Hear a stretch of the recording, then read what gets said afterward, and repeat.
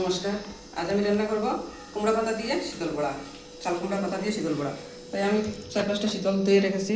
এরপরে পেস্ট বানাইবার লাগি বেসন, চাউলের গুঁড়া, ময়দা, হলুদ, মরিচ, জিরা সবটা দিয়ে লবণ দিয়ে একটা পেস্টর লাগি রেডি করে রাখছি। এদিকে পেঁয়াজ রসুন কাটে রাখছি, কাঁচা লঙ্কা করে রাখছি। আর কুমড়া পাতাটাকে বালা করে দইয়া এটা তো এখন লবণ জল ভিজিয়ে রাখছি। ওই দেখুন আপনারা লবণ জল দিয়ে একটু ভিজিয়ে রাখছি নরম হইবার লাগে বড়া বানাইতে। এখন আমি একটা খাই বইছি, বই এখন শীতল চাটনি আগে বানাই নেই।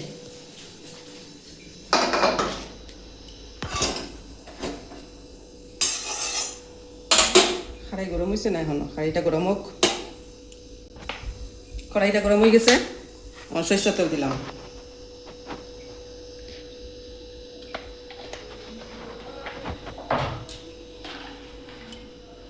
তেলটাই সব দিকে কড়াই নাড়াইয়া চাড়াইয়া দেই, তো বালা করে গরম হয়ে যাইব।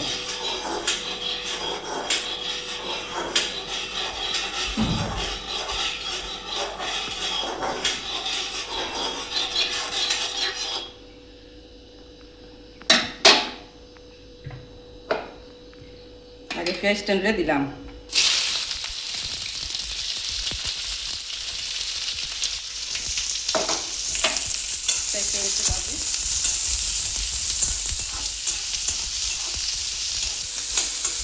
এখন রসুন টাইনও দিলাম। রসুন টাইন একটু বাজি,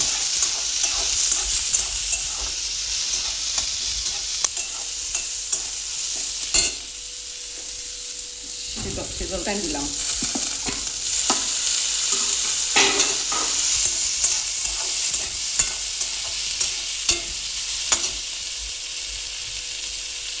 কাঁচা লঙ্কা ছোটো করে কাটিয়ে রাখা এটা দিলাম।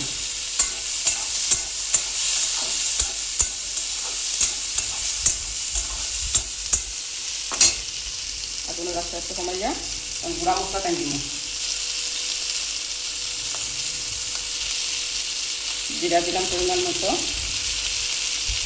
মরিচ দিলাম, কাঁচা মরিচ দিছি, এবার এই গুঁড়া মরিচ একটু কম দিলাম।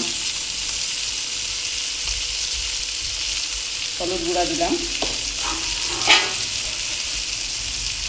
লবণ দিলাম পরিমাণ মতো।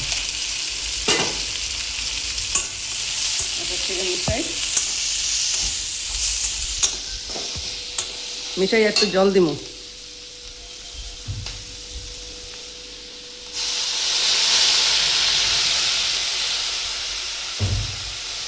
যাতে মশলা না ফুলে আর পেঁয়াজ তেল বেলা করে সিদ্ধ হয়। শীতলটাও সিদ্ধ হওয়ার পরে তার কাটাটাই আমি উঠাই ফেলাই দিব। ফলাইয়া তারপরে এই টাইমে চেনির মাধ্যমে এই টাইমে পেস্ট করবো আমি। তখন আমি একটা সময় ডাক্কে রাখবো, ডাক্কে রাখলাম। 5 মিনিট পরে আপনারা দেখাইলাম। 5 মিনিট হয়েছে দেখি, পেঁয়াজ রসুন কতটা সিদ্ধ হয়েছে দেখি। শীতলটাই এখন সিদ্ধ হয়ে গেছে। এখন শীতলের খাটাটা আমি বাঁচিলিম, আমি সবটি শীতলের খাটা উঠিয়ে ফেলাই দিব। ওই তখন সবটি কাটা শীতল থেকে খাটাটাই না লেগে গেছে। এখন একটা একটা করে আমি সবটি যতটা দিচ্ছি আমি গনিয়া সবটি কাটাটাই উঠিয়ে ফেলাই দিব। একটা একটা করে কাটা উঠে আমি ফেলাই দিব। উঠাইয়া কাটা টাইম করে আপনাদের দেখাই আর কীরকম আমি উঠাইলাম।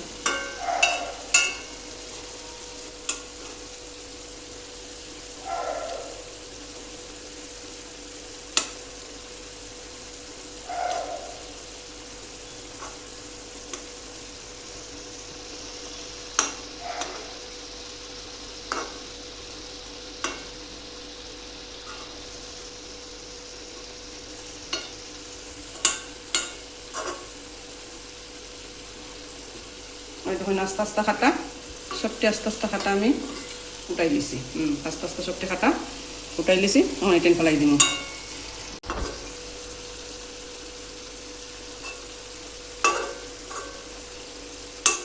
তারপরে খাইতে খাটা খাটা করতো না, ছোটো বাচ্চারাও হয়তো পারবো, বয়স্ক মানুষও হয়তো পারবো। ওই জন্য সবটি আস্তে খাটা আমি উঠাই দিছি।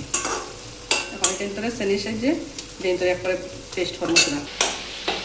সিদ্ধ হয়ে যাচ্ছে, পেঁয়াজ সব সিদ্ধ হয়ে যাচ্ছে, সব সিদ্ধ হয়ে যাচ্ছে। শীতলে পেঁয়াজ রসুন সব বাটার মতো হয়ে গেছে।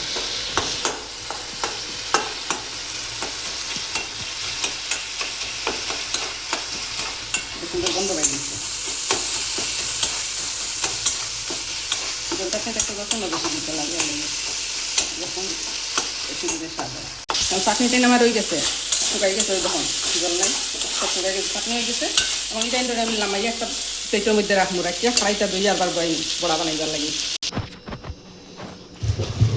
এটা আমি ওই পেস্টরেন বানাইলাই, বেসন দিয়া, চাউলের গুঁড়া দিয়া, আটা দিয়া, হলুদ মরিচ দিয়া, ওটা আগে বানাইয়া রাখি।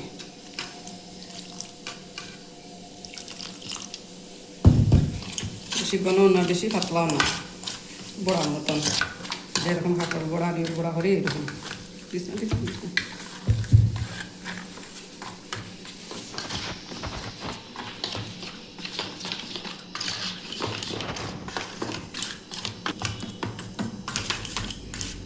বেটারটা হয়ে গেছে সুন্দর করিয়া, বেটার হয়ে গেছে বানানি।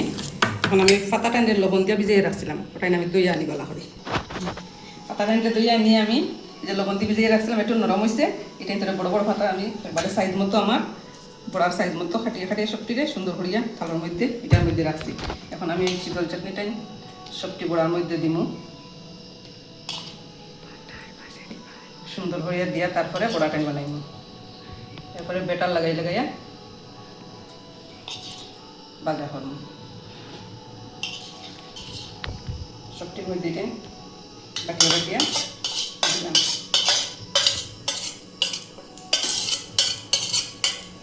শেষ। এখন আমি এটার ভিতরে হাত দিয়ে বড়ার শেপে বানাইয়া পিসটা লাগাই দিব। এখন আমি একটা কড়াই বই আগে, কড়াইটা বইয়া, কড়াইটা গরম হয়ে গেছে, এটার মধ্যে তেল দিয়া, সাদা তেল দিলাম আমি, গরম হয়ে গেছে কড়াই, আমি সেখানে সাদা তেল দিয়া রাখি।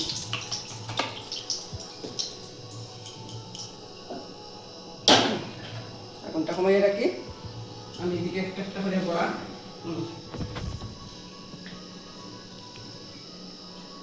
দিয়া এরকম করিয়া, বেটারটা দিয়া এরকম করিয়া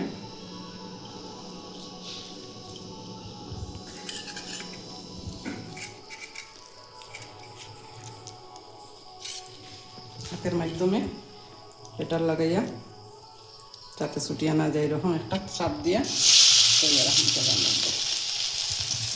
এভাবে আমি একটা একটা করি সব চিড়ে নিই, একটা একটা করিয়া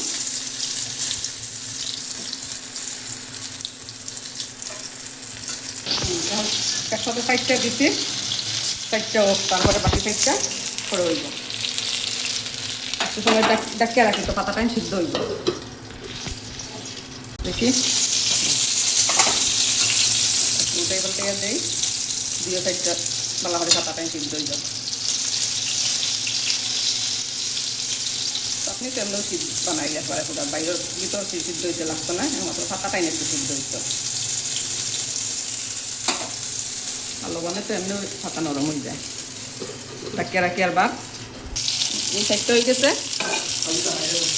সাইডটা নামাইয়া রাখি, বাকিটাই না যখন বাজিল না মোটামুটি হয়েছে। একটা এইভাবে সবটি তিনটা দিলাইছি, আর একটা রয়েছে সবটি বা দিলাই।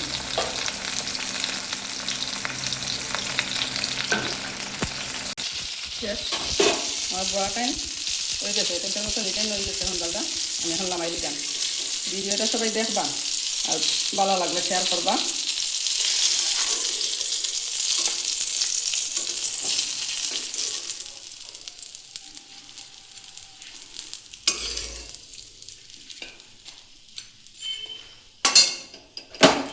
শেষ। কীরকম হয়েছে আমার বড়া দেখে কমেন্ট করে জানাইবা আমারে।